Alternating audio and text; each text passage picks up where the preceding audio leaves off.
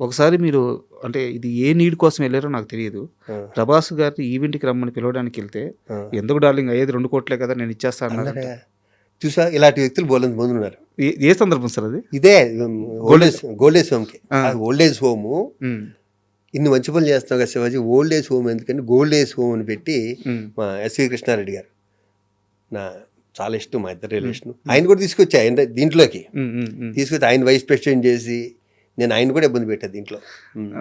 అంటే ఏ సందర్భంలో అడిగారు మీరు ఈవెంట్‌కి అదే రమ్మని? చిరంజీవి గారిని వెళ్ళి వచ్చేసాక ఆ. చిరంజీవి గారి డాలస్లో ప్రోగ్రామ్ చేసాం. ఓకే. ఒక 30 మంది ఆర్టిస్టులు తీసుకెళ్ళి మ్. నేను ప్రెసిడెంట్గా ఉండగా చేసి వచ్చాక ఇంకో ప్రోగ్రామ్ వాళ్ళు వెంటనే ఇంకో ప్రోగ్రామ్ దేనికి వేరే వాళ్ళు లండన్లోనే ఎక్కడో ఒప్పుకున్నారు. సార్. ఎవరు ఒప్పుకుంటే ఇలా ప్రభాస్ గారు వస్తే మేము ఇంత ఇస్తామండి హ్మ్.